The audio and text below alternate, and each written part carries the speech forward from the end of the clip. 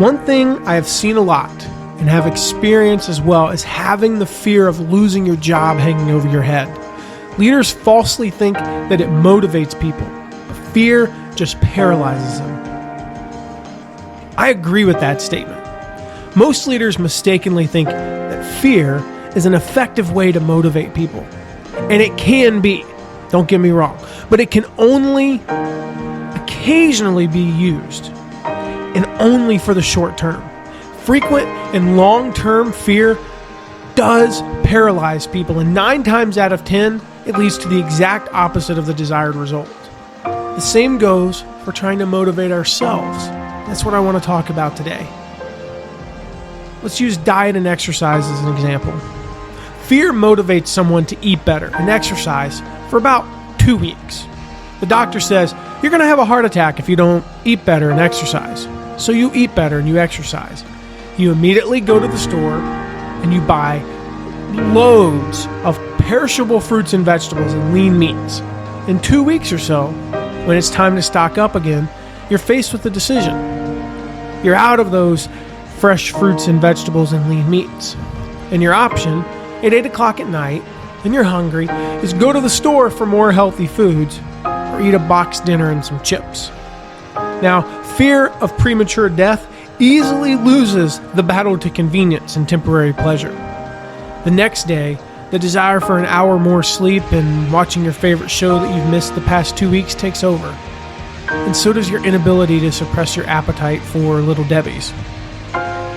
Fear is easily overpowered. As powerful as fear is, it is easily overpowered by our desires. Unless you want the positive outcome bad enough, the fear-based motivation that you use, it loses out. If you don't want to be healthy, the fear of death doesn't stand a chance in the face of your desires. Now, this can work in your favor. Consider the mom who fears water but wouldn't flinch to dive in to save her drowning baby. The positive, that is, the love of a child, overpowers the negative. Now, there is a better way, and I want to talk about that now. Positive motivators, they're not easily defeated. They put up a fight. They argue with fear, and they usually win. For the patient whose doctor just found high levels of bad cholesterol and blood pressure, saying if you eat more fruits and vegetables and get more exercise, you will live a longer and healthier life, not to mention you'll feel better, look better, and have better sex with your lovely wife, is a positive motivator that can last a lifetime. Now, how about an example for business leaders? If you're a business leader working with a chronically late salesperson, fear can work in the short term. The fear of losing a job might be enough to motivate Joe to get his butt out of bed on time for a few weeks. But eventually, his desire to sleep in will win. The better motivator is to motivate him with what can happen if he shows up on time. Remind him that he has the potential to be a leader, that his income could be whatever, that showing up on time will make him eligible for his year-end bonus, etc. The motivators are longer lasting. Most people consider life a battle, but it is not a battle, it is a game. It is a game, however, which cannot be played successfully without the knowledge of spiritual law. And the Old and the New Testaments give the rules of the game with wonderful clearness. Jesus Christ taught that it was a great game of giving and receiving. Whatsoever a man soweth, that shall he also reap. This means that whatever man sends out in word or deed will return to him. What he gives, he will receive. If he gives hate, he will receive hate. If he gives love, he will receive love. If he gives criticism, he will receive criticism. If he lies, he will be lied to. If he cheats, he will be cheated. We are taught also that the imaging faculty plays a leading part in the game of life.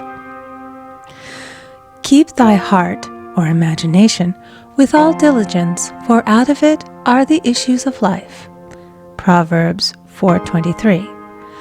This means that what man images, sooner or later externalizes in his affairs. I know of a man who feared a certain disease. It was a very rare disease, and difficult to get, but he pictured it continually and read about it until it manifested in his body and he died, the victim of distorted imagination. So we see, to play successfully the game of life, we must train the imaging faculty.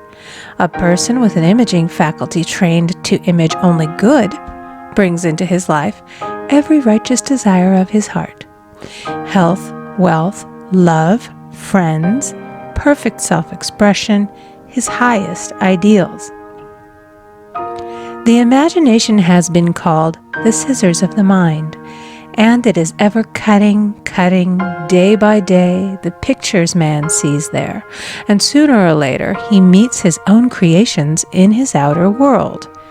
To train the imagination successfully, man must understand the workings of his mind. The Greeks said, "Know thyself."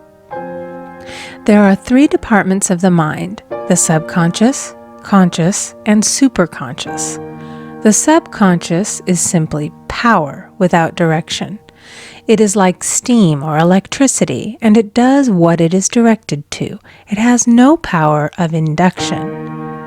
Whatever man feels deeply or images clearly is impressed upon the subconscious mind and carried out in minutest detail. For example, a woman I know, when a child, always made believe she was a widow. She dressed up in black clothes and wore a long black veil, and people thought she was very clever and amusing. She grew up and married a man with whom she was deeply in love. In a short time he died, and she wore black and a sweeping veil for many years. The picture of herself as a widow was so impressed upon the subconscious mind, and in due time worked itself out regardless of the havoc created. The conscious mind has been called mortal or carnal mind. It is the human mind and sees life as it appears to be. It sees death, disaster, sickness, poverty, and limitation of every kind, and it impresses the subconscious. The superconscious mind is the God mind within each man and is the realm of perfect ideas. In it is the perfect pattern spoken of by Plato, the divine design, for there is a divine design for each person. Now, my story about how fear and doesn't work necessarily, and how positive motivators do. 5 years ago, I lost more than 55 pounds. I wasn't motivated by fear. I was only 28, so I thought I had a lot of life in front of me. I was motivated by something positive. That was the desire to fit in size 32 jeans, not to mention a $1,000 bet with my 2 business partners. We were each overweight, and we were suffering the effects. We knew we needed to be in better health. We knew the consequences and benefits of both lifestyles, and yet we did nothing. Until there was $1,000 on the line. And we had pictures in our minds of what life could be like with a lot less weight. Now, I won that bet handily. And when I looked back, I realized that if you added up the hours I spent working out, walking, and planning my workouts and my food, I made approximately $7.30 an hour. Not a great deal financially, but I gained so much more. I had positive motivators and I achieved amazing results. So I want to hear from you. What's one thing you can change from fear-based to positive outcome-based motivation? What's that one thing that you can change? Right now is fear-based motivation, but you can change it to positive outcome-based motivation. Thanks for listening. Make it a great day.